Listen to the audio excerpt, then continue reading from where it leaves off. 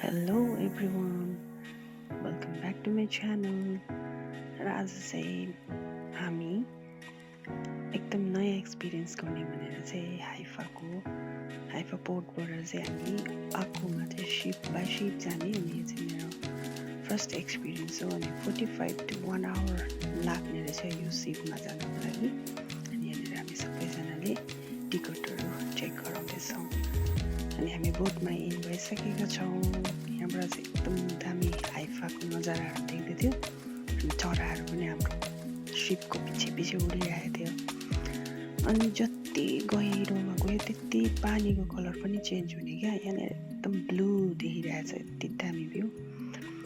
अनि आज चाहिँ मलाई तपाईँहरूले भिडियोमा त्यति देख्नु हुँदैन किनभने मलाई चाहिँ यो भ्यूले मैले क्याप्चर गर्न मन पऱ्यो। यो चाहिँ शिपमा सबै मान्छेहरू चाहिँ तलपट्टि खुल्ला स्पेसमा गएको थियो अनि फाइनली हामी यहाँनिर चाहिँ अक्कु पोर्टमा पुग्यो अनि यहाँनिर अक्कु पोर्टबाट यस्तो गरेर हेर्दा यहाँनिर चाहिँ पनी बनी भन्छ खै के हो है, चढ्नु मन परेको थियो, चढ्नु पाइएन।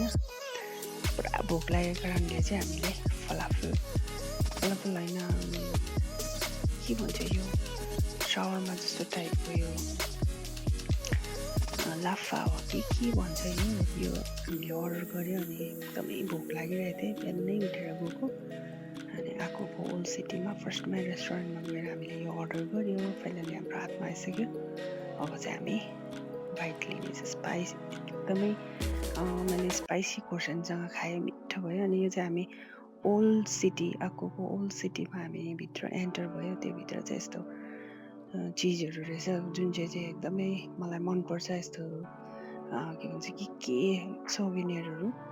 त्यहाँबाट मैले एउटा 50 इयर्सको एउटा क्यालेन्डर लिएँ, त्यो मेटल क्यालेन्डर हिब्रूमा रहेछ अनि त्यो चाहिँ मलाई एकदम मन पर्यो। यहाँनिर चाहिँ के भन्छ यो खोसेलाको पिरा रहेछ, पहिला सानोमा हामीले देख्थ्यौँ उता बस्तीतिर, कतिजनालाई थाहा छैन होला। यहाँनिर चाहिँ तोप रहेछ अनि यो चाहिँ भित्र आएको त्यो ओल्ड सिटीभित्र जाँदाखेरि चाहिँ यस्तो रहेछ साथीहरू।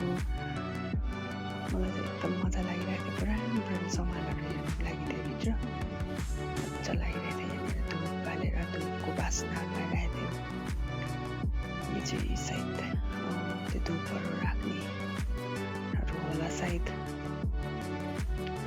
र यहाँनिर चाहिँ अब हामी घुमेर पनि फर्किँदैछ अनि ब्याक टु फेरि आफ्टर 2 hours ब्याक टु त्यही सिपमा फर्किँदैछ। एकदमै चिसो मौसममा है, चिल गर्दै थियो, एकदमै मजा आयो आज हामीलाई र हामीले एकदम राम्रो टाइम स्पेन्ड गऱ्यौँ अनि मेरो एक्सपिरियन्स पनि राम्रो भयो।